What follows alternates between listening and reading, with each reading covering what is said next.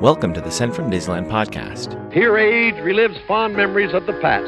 If it's your first time joining us, welcome. On this podcast, we'll take a journey into the past and explore Disneyland and Disneyland history with mementos, snapshots, and postcards sent from Disneyland from 1955 to the present. The postcards from this episode will be viewable on Instagram at Sent from Disneyland or on my website, sentfromdisneyland.com. Today I'm starting off by thanking my patrons from patreon.com. You can join in and receive mail from my desk or for my trips to Disneyland. I'm currently working on some new patron benefits. Patrons can sign up for as little as $1 per month. Special thanks to Random Olive, the first patron to this podcast, and to the e-ticket patrons Tania, Eric Daniels, Monica Seitz Vega, Joe Gamble, Scott Booker, Russ Romano, Michael and Christina Cross, Mary Henderson, and Sheila Harry. C-ticket patrons Serious Inquiries Only, Debbie Weinstein, Jennifer Schneep, Ruby McDowell, Grace Coate, Scott Cagle, and Ben and Noel Bruning.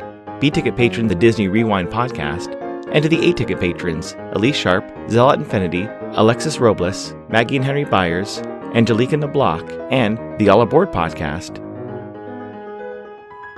I am your host, your post-host Clocky, and today we have 2 postcards sent from Disneyland. The front of our first postcard has a train of pack mules winding through the desert in nature's wonderland in Frontierland. You can see some fossilized dinosaur eggs and a T-Rex skeleton with cacti growing in and around it.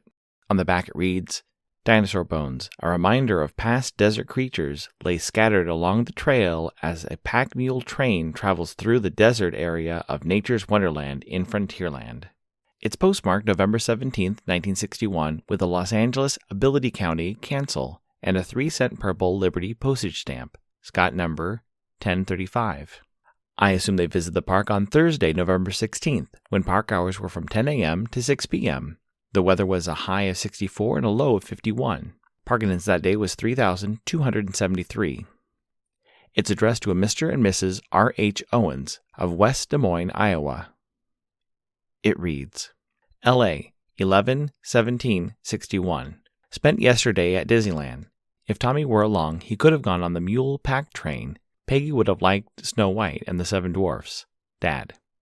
This week we're looking into James Algar's contribution to Imagineering and the Disney parks. Born in June of 1912 in Modesto, California, Algar was a journalism major starting at Modesto Junior College and transferred to Stanford. There he became the editor of the college's humor magazine, The Chaparral. While earning his master's in journalism, he continued to create cartoons for The Chaparral. After graduating in 1934, he headed down to Hollywood and found work with the Disney Studios. He was hired and started work on Snow White and the 7 Dwarfs. He went on to direct the Sorcerer's Apprentice sequence in Fantasia and different sequences in Bambi and The Adventures of Ichabod and Mr. Toad. Once the United States entered World War II, James stayed with the Disney Studios and worked on many of the health, safety, and educational animated shorts. This included directing animated sequences such as Tuberculosis, 4 Methods of Flush Riveting, and Something You Didn't Eat, and the feature-length Victory Through Air Power. After the war, Algar moved away from animation and into live-action documentaries. This is where I would consider his work to have inspired some of the early Disneyland attractions. Algar wrote and directed short documentary films like Nature's Half Acre, Bear Country, The Living Desert, and The Vanishing Prairie. These films heavily inspired attractions like the Pack Mule Train and most of nature's wonderland in Frontierland.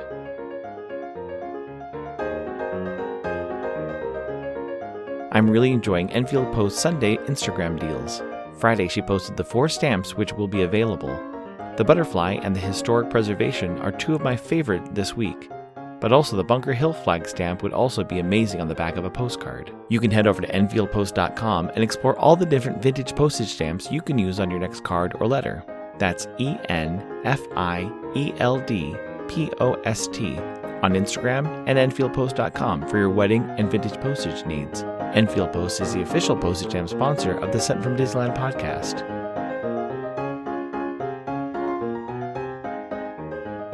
The front of our next postcard has the African veldt section of the Jungle Cruise. You can see the black and white stripy horses, the long-necked cheetahs, and I'm not sure what the animal on the far right is. They look new. On the back it reads, African veldt, gazelle, gnu, zebra, lions, and giraffes tell the story and point up the law of the jungle, survival of the fittest. In this expansive grassland region along the banks of the rivers of the world, in Disneyland's Adventureland. It's postmarked July 19, 1968 with a Tustin, California cancel, and although the stamp has been mostly removed, it looks like an 8-cent Jet and Capital airmail postage stamp, Scott number C64. I assume they visit the park on Thursday, July 18th, when park hours were from 8 a.m. to midnight. The weather was a high of 86 and a low of 62. It's addressed to a Mrs. Nona Wright of Martinsville, Indiana. It reads, Dear Miss Nona, many thanks for coming to see us off. Our trip was A-OK and all went well. Anne didn't get sick, and so it was enjoyable. Robert and V have a beautiful place. It's like being in a plush hotel. It's so large we may get lost. Kids are enjoying getting acquainted. Went to Disneyland and made the rounds. We'll continue tonight to see the fireworks. Go to a friend's house for dinner tomorrow night. We'll write later, Marge.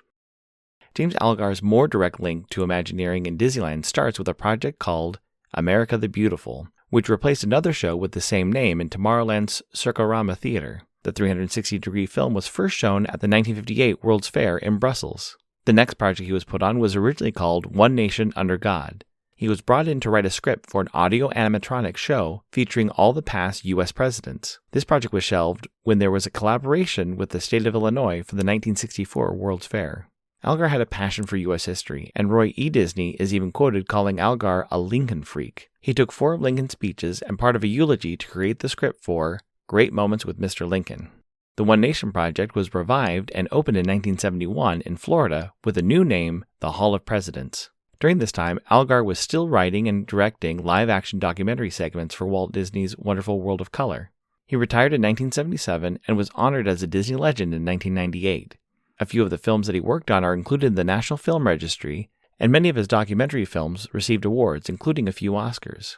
He died in 1998. Although he doesn't currently have a window above Main Street, USA, he should have one either near the Opera House or maybe a special one near Big Thunder Mountain Railroad. This incoming postcard is sponsored by the Art Throwdown. Art Throwdown, or ATD, is an online craft hour on Instagram, starting at 9 p.m. Eastern, 6 Pacific. I caught some of Tuesday's ATD, which was co-hosted by Allison and paper artist Russ Romano. It was fun to watch as Russ worked on some coloring, and Allison made some amazing envelopes. There was also a hilarious discussion about the smell of Uhu sticks. Each host brings something a little different to each show. I'll list some of the regular hosts, or you can follow Russ Romano 2021 on Instagram. The front of my incoming postcard has a black and white swirled background with red question marks stamped around the edges. In the center is a Mystic Seer fortune teller machine with the phrase, "Ask me a yes or no question," and handwritten in red ink is the question, "Should I go to Disneyland today?" It's postmarked May 7th, 2022 with a New York City cancel and 2 postage stamps, the lower right-hand part of a 4-stamp Boston Tea Party collection, Scott number 1483, and a 32-cent American lyricist Johnny Mercer stamp, Scott number 3101. It reads, May 7th, 2022, raining. Hey Glocky, were you a Twilight Zone fan? I loved it, but the original only. Never got into the newer ones. Cheers, Lisa, Lulu Vision. Thank you so much for the postcard and the great stamps, Lisa. So much to unpack here. I always like seeing if there's a Disney connection to anything on the incoming postcard. First would be the Twilight Zone Tower of Terror attraction, which links the TV series to the park, but also the Johnny Mercer stamp has a Disney connection.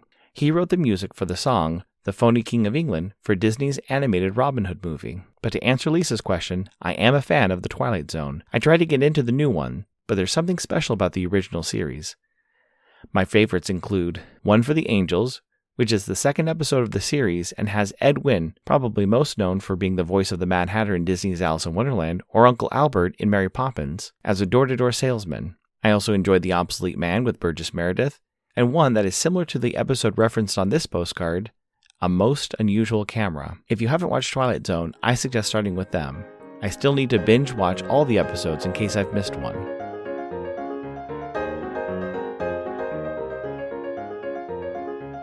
Thanks for listening to Sent from Disneyland. If you enjoyed this podcast, please subscribe and tell your friends. It would be awesome to share your favorite episode. There are over 100 episodes to choose from. It would also help to leave a 5-star rating and comment at whatever podcast platform you use.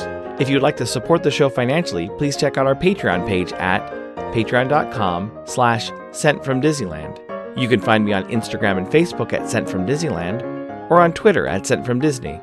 For questions and comments, send me a postcard addressed to Sent from Disneyland, P.O. Box 44, Hood, California, 95639. This podcast is not affiliated with Disney, the United States Postal Service, or any post office or Disney properties. Opinions expressed on this podcast belong to its host and guest of the Sent from Disneyland podcast.